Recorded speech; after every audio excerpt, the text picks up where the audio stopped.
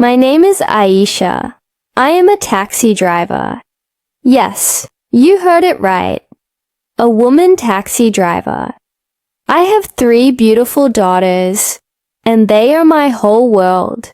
Before I start my story, I want to ask you something. Please listen to it completely. Every part of it holds a piece of my heart, and I am sure it will touch yours too. Now let me take you on a little journey. It was a bright morning when I woke up to the soft breathing of my youngest daughter, Amira. She is only 4 years old. Her tiny hand was resting on my cheek. Her face was so peaceful, so innocent. I kissed her forehead and slowly got out of bed. My 2 older daughters, Sarah and Layla, were still sleeping. Sarah is 10, and Layla is 12. I gently pulled their blankets up to keep them warm. I walked to the small window of our apartment and looked outside. The sun was slowly rising, painting the sky with soft orange and pink colors. It was beautiful, but my heart felt heavy. I had bills to pay, school fees to cover, and food to put on the table. My girls were still too young to understand how hard I was working for them. And honestly, I didn't want them to know. I just wanted them to smile and be happy. After a quick breakfast of bread and tea, I wore my simple black scarf and got ready for work. I looked at myself in the mirror. My eyes were a little tired, but I smiled, because no matter how tired I was, I knew I was doing it all for my daughters. As I walked to my taxi, I felt a familiar weight on my chest. Being a female taxi driver was not easy. People stared at me. Some passengers gave me strange looks. Some even refused to get into my car when they saw I was a woman. But I had learned to ignore the looks. I had learned to smile even when my heart was breaking. That morning, my first passenger was a young man. He seemed nervous.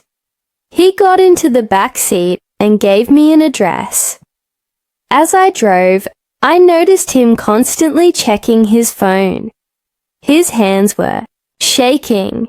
I glanced at him through the mirror and softly asked, "Are you okay?" He looked up, surprised by my question. His eyes filled with tears. He tried to look away, but I saw the pain in his face. After a few moments of silence, he whispered, "I'm on my way to say goodbye to my mother. She's dying." I felt a lump in my throat. I wanted to say something, but words felt small in that moment, so I just nodded gently. I drove as fast as I could without breaking any rules. When we reached the hospital, he looked at me with tears in his eyes. "Thank you," he said softly, handing me the money. But I shook my head. "No. Go see your mother. That's more important." He stared at me, unable to speak. His hands trembled as he placed the money back in his pocket. Then, without saying a word, he ran towards the hospital doors. I sat there for a few seconds, staring at the hospital. I thought of my own mother. She passed away years ago. I didn't get to say goodbye. A tear slipped down my cheek, but I quickly wiped it away. I took a deep breath and started my engine again. Later that day, I picked up an old woman. She was carrying a small bag of groceries. Her hands were shaking slightly as she got into the car. Her voice was soft and kind. Can you take me home, dear? My legs are not so strong anymore, she said with a gentle smile. As we drove, she talked about her late husband. Her voice was filled with warmth and sadness. She told me they were married for 50 years. 50 years of love, laughter, and memories. Now it's just me and my flowers, she said, forcing a smile. When we reached her house, she struggled to get out of the car. I quickly got out and helped her with her bag. She held my hand tightly. Her eyes were soft but tired. Thank you, my dear. You are very kind, she whispered. I squeezed her hand gently and smiled. As I walked back to my car, I felt my heart swell. The warmth of her gratitude stayed with me for the rest of the day. But not every day was filled with kindness. Some days were hard, very hard. Once, a man got into my taxi. He was drunk. He reeked of alcohol. He slurred his words and made rude comments. My hands were shaking slightly as I gripped the steering wheel, but I kept calm. I didn't say anything. I just focused on driving. When I reached his destination, he threw the money on the seat and stumbled out of the car. I closed my eyes and took a deep breath. Sometimes the world could be cruel, but I promised myself I would never let it harden my heart. At night, when I returned home, my daughters ran to the door to greet me. Their arms around my neck were the only thing I needed to wash away the day's pain. "Mama, you're home," little Amira said, her voice filled with joy. I hugged them tightly, feeling their tiny arms wrapped around me. Their warmth melted away my tiredness. I held them a little longer than usual.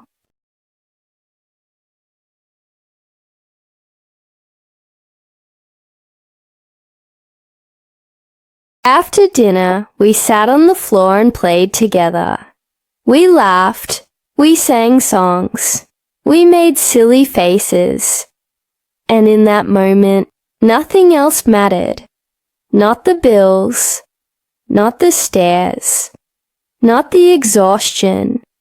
Only their laughter, only their happiness. When I tucked them into bed, Sarah asked softly, "Mama, why do you work so much?"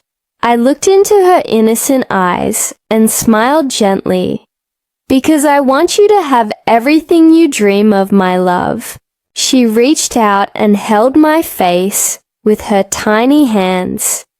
"But we just want you, Mama. You are everything." Her words pierced through my heart. I kissed her forehead and whispered, "I love you so much." That night, I lay in bed, staring at the ceiling. Tears rolled down my cheeks. I was tired, but my heart was full. I want you to remember something. Life is not always easy. It will test you. It will break you. But don't let it change your heart. Be kind, even when the world is not. Help others, even when no one is watching. Because the smallest act of kindness can heal someone's soul. And if you are ever tired, if you ever feel like giving up, remember the ones who love you. Remember why you started. Let their love give you strength. Thank you for listening to my story.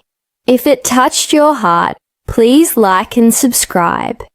It means a lot to me.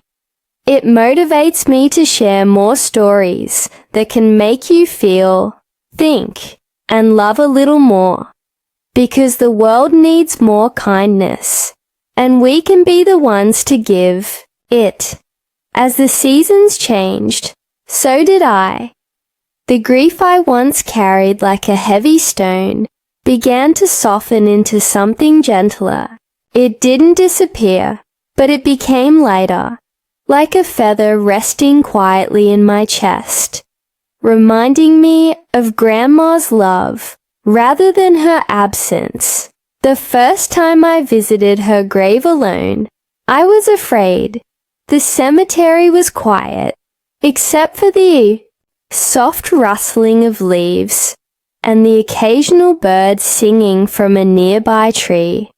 I clutched the locket in my hand, feeling its familiar warmth against my skin.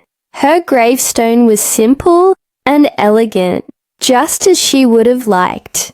The words etched into the smooth, grey stone read, Margaret Evelyn Carter, loving wife, mother and grandmother, forever in our hearts. I knelt down and placed a small bouquet of jasmine on the ground. My hands trembled slightly as I traced the letters of her name with my fingertips. Hi, Grandma, I whispered softly. I brought you your favorite flowers. I closed my eyes and let the gentle wind brush against my face. For a moment, I could almost feel her hand resting on mine, the way she used to when I was small.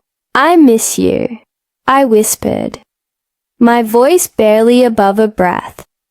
But I'm okay, I promise. You taught me how to be strong, and I'm trying. I really am. The wind stirred slightly, and a few petals from the jasmine bouquet floated into the air, twirling softly before landing on the grass. It felt like she was answering me, like she was telling me she was proud.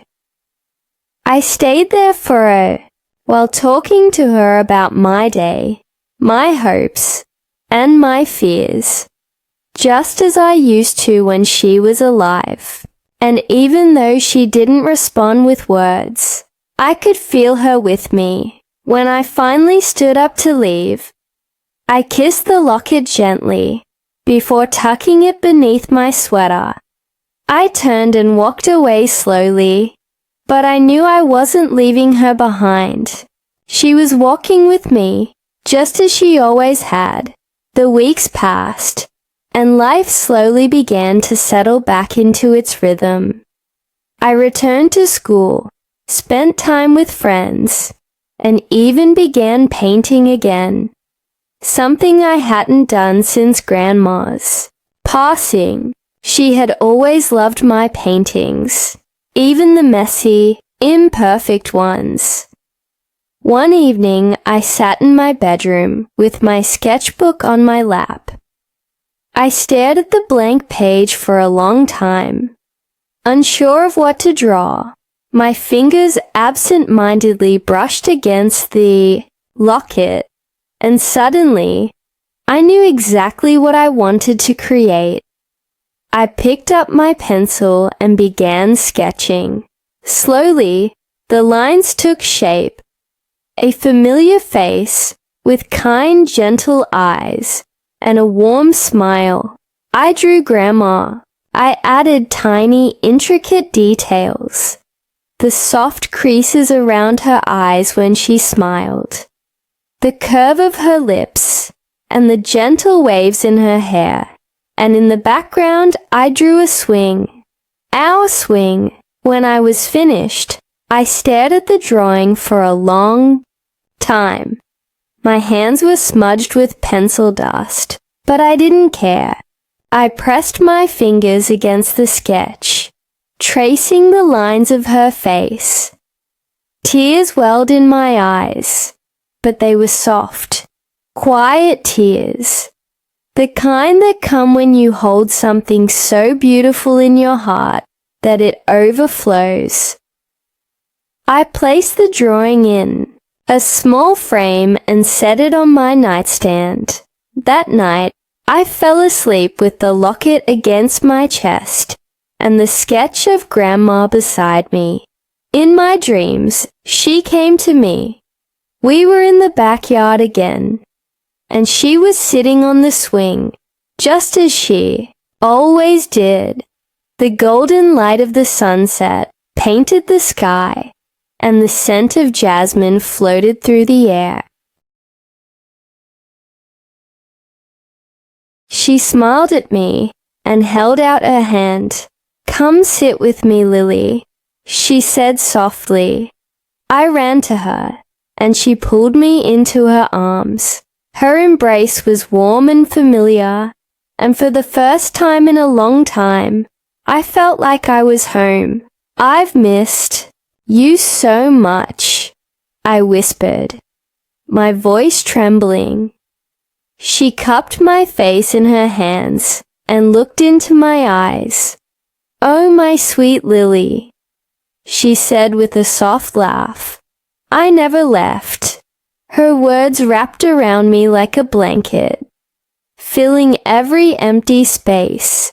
In my heart, we sat on the swing, gently rocking back and forth. She hummed the melody from the music box, and I closed my eyes, letting the sound carry me. When I woke up the next morning, my pillow was damp with tears.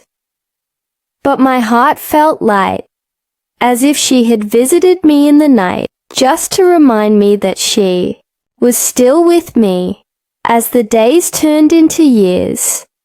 I carried Grandma's love with me through every stage of my life. When I graduated, I wore the locket beneath my gown, holding it in my hand as I walked across the stage. When I got my first job, I placed the small framed sketch of her on my desk. And when I eventually fell in love, I told my partner all about her. The way she laughed, the way she danced in the rain, and the way she loved with her whole heart. And one day, when I had children of my own, I sat them down and told them about their great-grandmother. I told them how she used to push me on the swing and sing to me when I was afraid. I showed them the letters from Grandpa and played the melody from the music box. I watched their eyes fill with wonder as I opened the locket and showed them the tiny photograph inside. She was beautiful. My daughter whispered softly. "She still is," I smiled, holding the locket close to my heart. And whenever they asked me where Grandma was, I would point to the flowers in the garden, the stars in the night sky, and the gentle wind that played with their hair. "She's everywhere," I would say. "You just have to notice." And in those quiet, beautiful moments, I knew that Grandma's love would live on, not just in me, but in my children, and in their children, and in every person whose life I touched with the warmth she once gave me, because love, the real, boundless, and unconditional kind, never dies. It flows through us, from one heart to another, like a river that never runs dry. And so, every time I pass by a jasmine bush and catch the soft, sweet scent of its flowers, I smile, because I know it's her way of saying hello. If you've listened this far, thank you for sharing this journey with me. If this story touched your heart, please subscribe and leave a like. Your support allows me to keep creating and sharing more heartfelt and meaningful stories with you. And always remember, love never truly leaves us. It simply finds a new way to stay. The seasons began to change, as they always do. The summer heat softened into the cool embrace of autumn. The leaves turned golden and rusty red, painting the trees with strokes of warmth.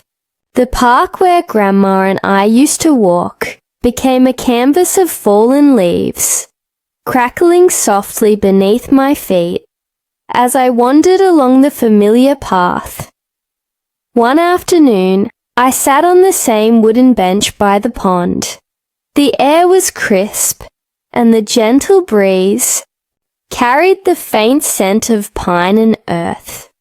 I watched as a little girl, no older than 6 or 7, chased after a cluster of leaves caught in the wind.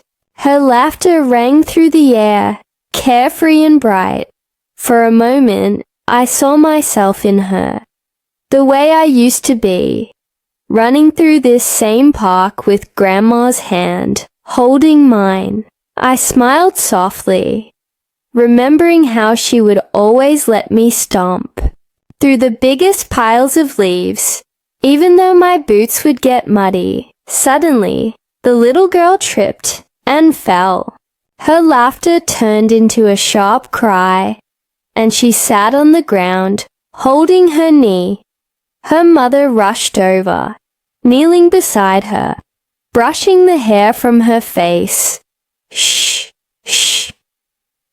It's okay, baby, the mother whispered, gently kissing her forehead. I've got you. I felt a lump rise in my throat, watching that mother hold her child so tenderly. I was reminded of the way Grandma used to hold me whenever I fell. She would always wipe away my tears with her soft hands and whisper, "It's all right, my little wildflower. You're strong. You'll be just fine." I blinked away the sudden tears and smiled faintly. The little girl sniffled once, then stood up with wobbly legs.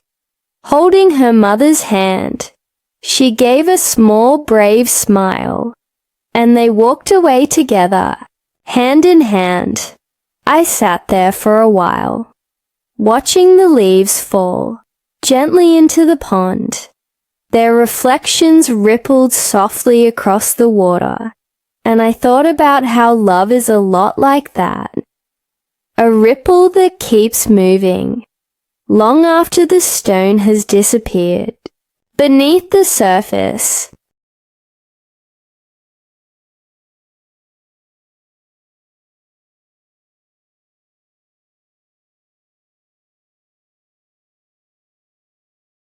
as the sun began to sink lower, I decided it was time to head home. I slipped my hands into the pockets of my coat and walked slowly, feeling the cool breeze brush against my cheeks. That evening, I made myself a cup of chamomile tea, the same kind Grandma used to make. I curled up by the window with a thick, knitted blanket wrapped around my shoulders.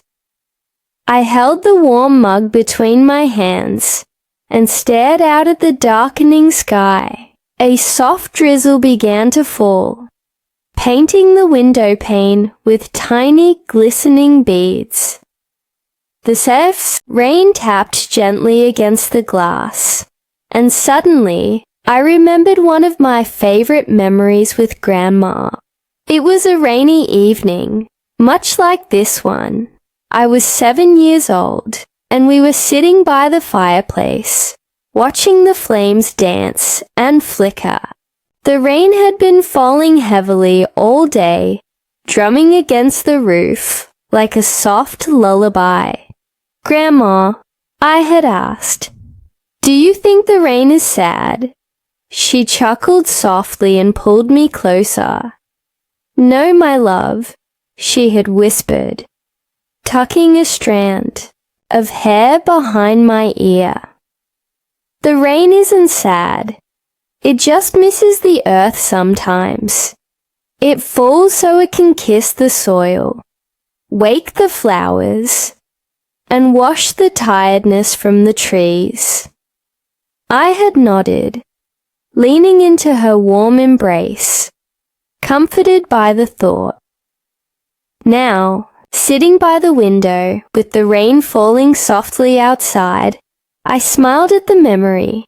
I realized that love was a lot like the rain. It had its own gentle way of returning to us. Even when we thought it was gone, the next morning, I woke up early and decided to visit Grandma's grave. The cemetery was a short walk from my house, tucked away at the edge of a small hill. It was a quiet place, where the wind whispered softly through the tall grass and the birds sang their morning songs. I carried a small bouquet of white daisies, her favorite flowers. When I reached her headstone, I knelt down and carefully placed the daisies beside it. My fingers traced the letters of her name, carved into the smooth stone. "Hi, Grandma," I whispered softly. The breeze picked up slightly, rustling the leaves around me.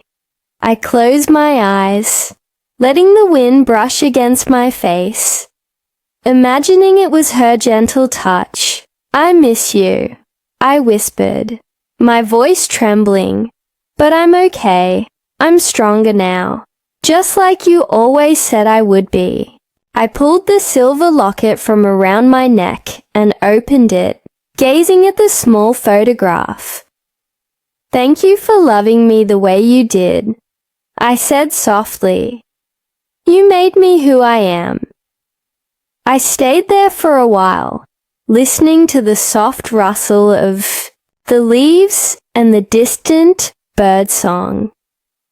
I felt a gentle peace settle in my chest, a warmth that wrapped around my heart, reminding me that Grandma was never truly far away. Before I left, I took a deep breath and whispered, "I'll keep your love with me always." As I walked away from the grave, I felt lighter somehow, as though she was walking beside me, her hand still holding mine, and in the days that followed, I kept my promise. I carried her love with me in everything I did. I smiled more at strangers, the way she always did. I took time to sit in the park, watching the leaves dance in the wind, just like she used to. I even started visiting the old man at the park more often. His name was Walter. We would sit by the pond, feeding the ducks together. He told me stories about his late wife, and I told him about my grandmother. One afternoon, as we sat by the water, he suddenly reached into his pocket and handed me a small folded piece of paper. "What's this?" I asked, unfolding it carefully. "It's a poem I wrote for my wife," he said softly. "I thought you might like it." I slowly read the words, my eyes filling with tears.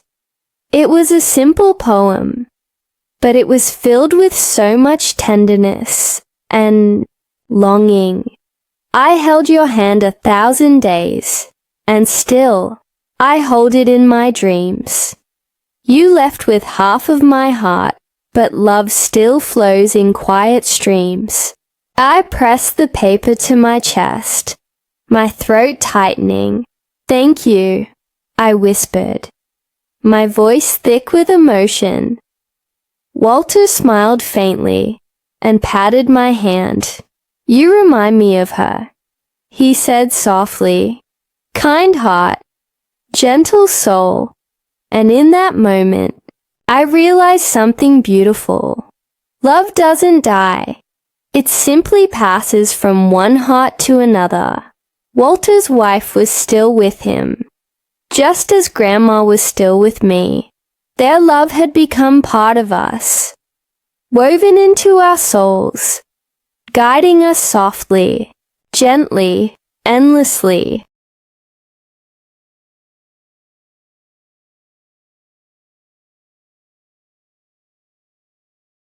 As I walked home that evening, the sun began to set, and the sky was painted in soft hues of lavender and gold. I pressed the silver locket to my chest, feeling its warmth against my skin, and I smiled, because I knew without a doubt that somewhere beyond the horizon, Grandma was watching over me, and she was smiling too. If you've stayed with me through this journey, thank you from the bottom of my heart. If this story touched you, please subscribe and leave a like. It helps me continue sharing meaningful and emotional stories with you. And remember, love is never lost. It simply finds new ways to hold us. As the years passed, I carried Grandma's love with me like a quiet melody in my heart. I grew older, but the locket never left my neck. It became a part of me, a reminder that I was never truly alone. On my 18th birthday, I stood in front of the mirror, holding the locket between my fingers. I traced the tiny silver edges, feeling its warmth against my skin. It was a strange day, a mix of joy and longing. I was officially an adult, yet I wished Grandma were there to see me. I imagined her clapping with joy, her eyes sparkling with pride, and her voice calling me her big girl, the way she used to when I was little. My parents threw me a small birthday party, and my friends came over. There were balloons, laughter, and cake, but a part of me felt distant, lost in thoughts of her. After everyone left, I slipped out of the house and walked to the park, holding the locket close. The evening was quiet, and the golden light paint the sky in soft pastel hues. I found the old wooden bench near the pond, the same one where I had once spoken to the elderly man. It was empty now. I sat down, staring at the water, watching the sun slowly disappear beyond the trees. I carefully opened the locket and stared at the tiny photograph.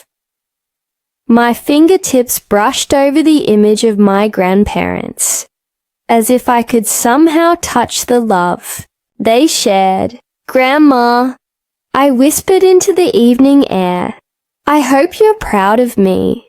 A gentle breeze swept through the park, making the leaves rustle softly.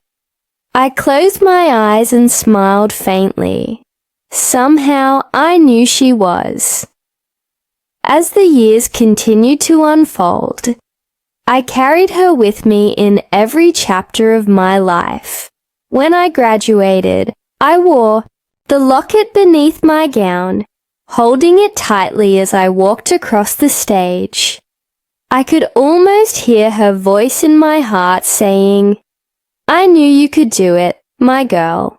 When I started my first job, I kept the locket tucked close, and on the nights when the world felt too heavy, I would sit by the window, play the old music box, and let the haunting melody carry me back to her arms.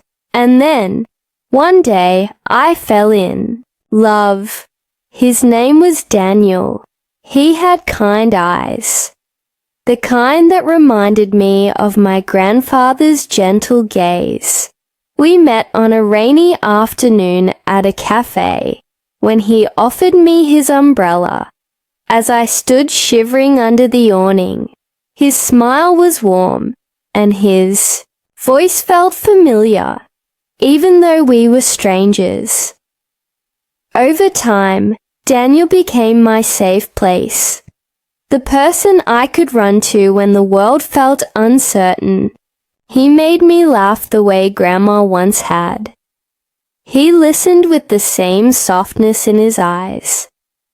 One evening, as we sat on a picnic blanket, watching the sunset, he gently reached for my hand. "Lily," he whispered, "there's something I've been meaning to ask you."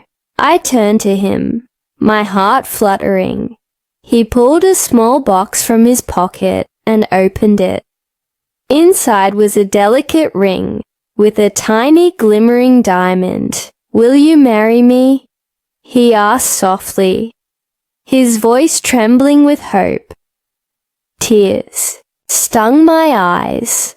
I smiled and nodded, unable to find my voice. "Yes," I finally whispered. He slipped the ring onto my finger, and I held his hand tightly. At that moment, I felt a warmth in my chest, a familiar warmth. I reached for the locket around my neck, clutching it gently. "Do you see this, Grandma?" I thought to myself.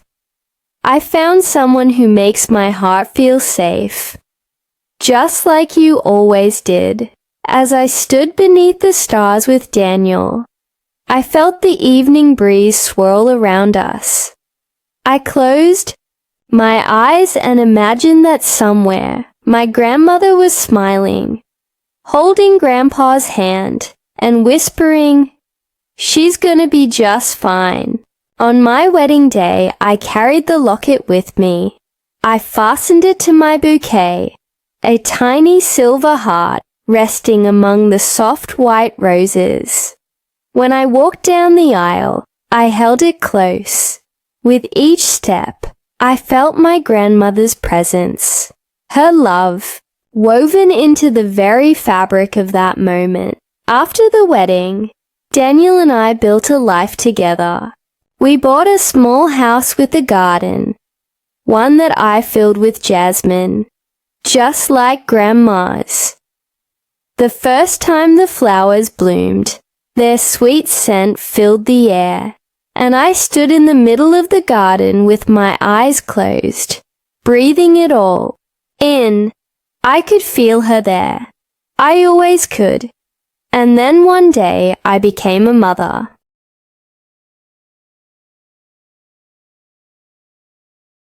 The first time I held my daughter in my arms, I pressed my lips softly against her forehead and closed my eyes.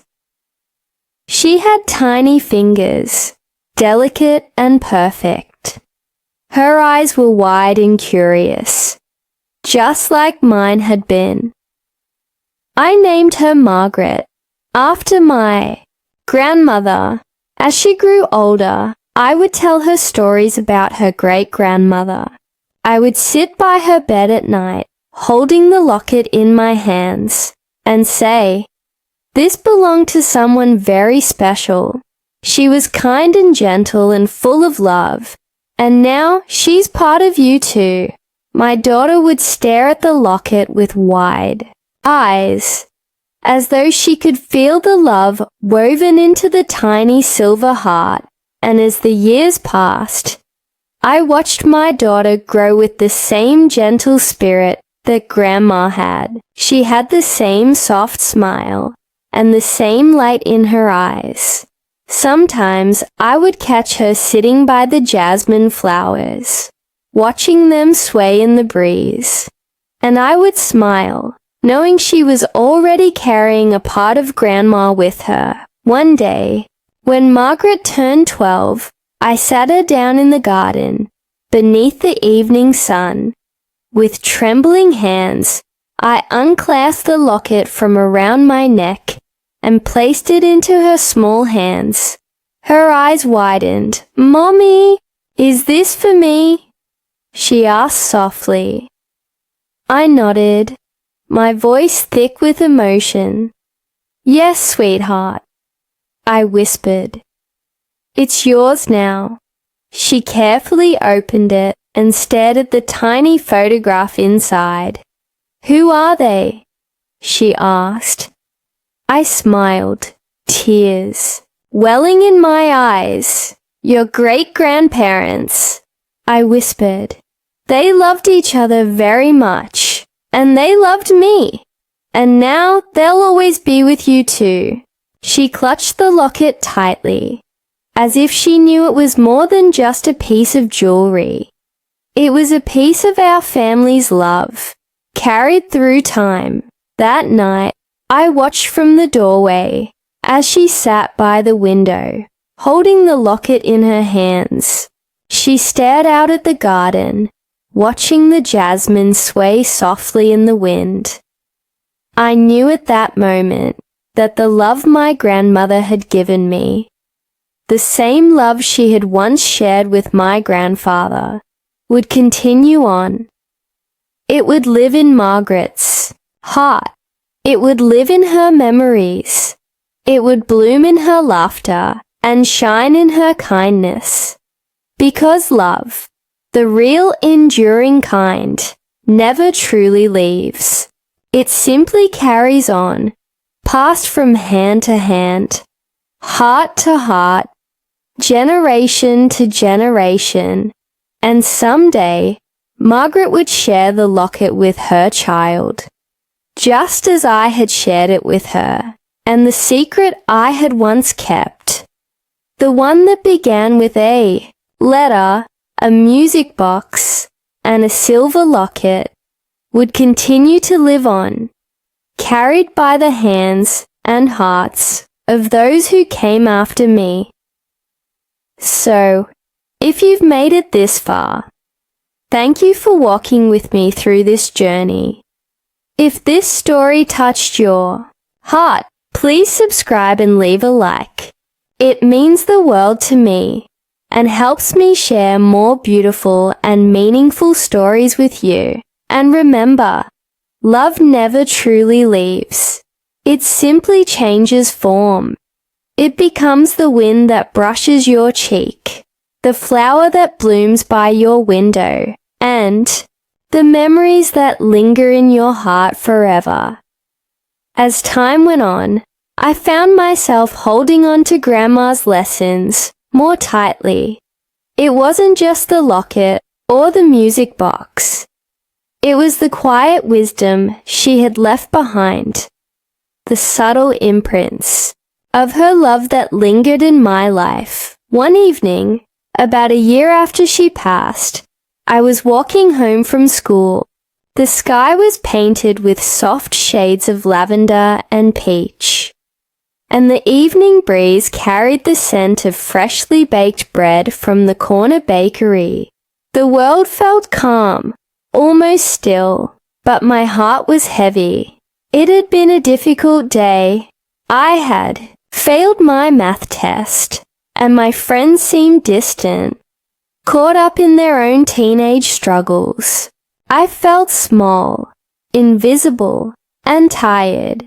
As I walked, I absent-mindedly clutched the silver locket, feeling its familiar weight against my chest. I wanted to talk to Grandma.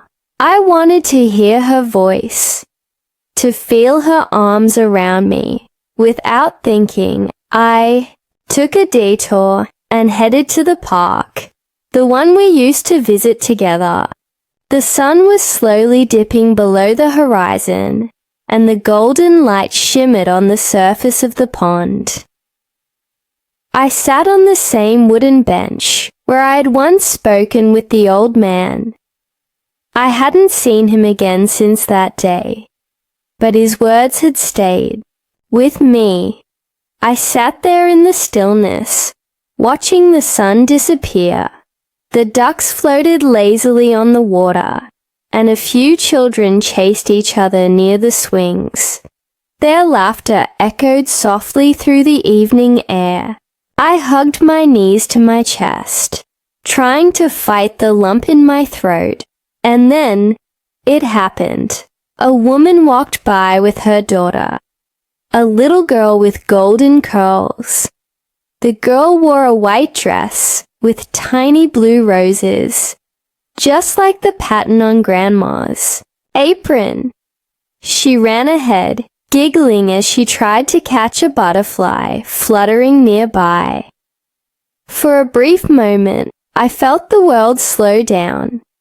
The little girl's laughter sounded just like mine when I was younger, and the way her mother called after her, it was soft and gentle, just like Grandma's voice. I closed my eyes and let the warm breeze brush against my face. For the first time in a while, I didn't feel sad. I felt her. I could almost hear Grandma's voice in my mind. It's okay to feel lost sometimes, Lily. It just means you're finding your way back to yourself. I took a deep breath and let the weight in my chest loosen. The next morning, I woke up early. The house was still quiet, and the sun was barely peeking over the horizon. I put on my jacket, slipped the locket around my neck, and quietly stepped outside. The morning air was crisp and cool, and the sky was painted with soft pastel hues. Without knowing why, I walked to the small hill just outside of town. The one Grandma used to take me to when she wanted to watch the sunrise. I hadn't been there in years. As I climbed the gentle slope, my heart pounded slightly from the effort, but I didn't stop. When I reached the top, the entire town stretched out below me. The rooftops shimmered with the soft morning light, and the fields in the distance were painted gold. I sat down on the damp grass, hugging my knees, and watched as the sun slowly bathed the world in warmth. I closed my eyes and felt the sunlight on my face. It felt like her touch, soft, warm, and familiar. And in that moment, I realized something. Grandma had never really left me. She was in the sunlight that warmed my skin. She was in the gentle breeze that made the leaves dance. She was in the laughter of strangers and the wildflowers that bloomed by the roadside. She was everywhere. Tears welled in my eyes, but they weren't heavy with sorrow. They were light with love. I smiled through them and clutched the locket against my chest. Thank you for staying with me, Grandma. I whispered softly into the morning air. As I sat there, a butterfly suddenly fluttered by. It was small, with delicate wings painted in shades of soft lavender and pale gold, the same colors as the sunrise. It danced around me for a few moments, as if it were playing, before gracefully flying away. I watched it disappear into the morning sky, and I knew somehow that it was a sign. A few days later, I found myself standing in Grandma's old room, holding the music box in my hands. I slowly wound it and let the familiar melody fill the room. The hauntingly beautiful tune brought tears to my eyes, but this time, they were not tears of sadness. They were filled with gratitude. I slowly opened one of Grandma's old journals, the one I had never been able to bring myself to read. Her delicate handwriting filled the pages, soft and elegant, just like her. On one page, I found a small pressed flower, one of the wildflowers she used to pick on our walks. Beneath it, she had written, "There is beauty in everything, my Lily. If you look with love." Her words sank deep into my heart, filling the cracks that grief had left behind. And from that day on, I did my best to live by her words. Whenever life felt heavy, I would search for the beauty she had taught me to see. I would watch the sunset with quiet wonder, marveling at how the colors blended so perfectly. I would let the rain wash over my face. And remember how Grandma used to say that rain wasn't sad. It was just the sky giving the earth a drink. I would stop and smell the flowers she loved, even when I was in a rush. I would close my eyes and listen to the wind, knowing that if I listened closely enough, I could still hear her laughter. And sometimes, when the world grew still and quiet, I would sit by the pond and watch the ducks glide across the water. I would hum the soft melody of the music box and let the memory of her love hold me close.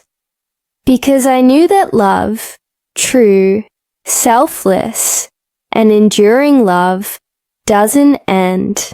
It simply changes form.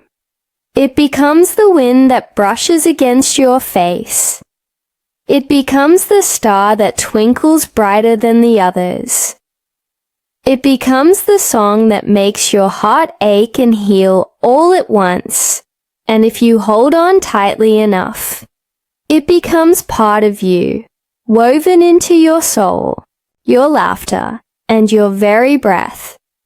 So, if you've made it this far, thank you for sharing this story with me.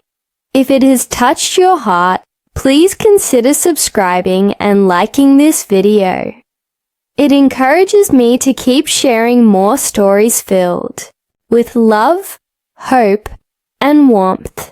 And remember this: the people we love never truly leave us. They become part of the world around us, part of the beauty we see, and part of the love we carry. So, if you ever feel alone, just close your eyes. Breathe deeply, listen closely, and you'll hear them in the wind, in the rain, and in the soft melody of your heart always.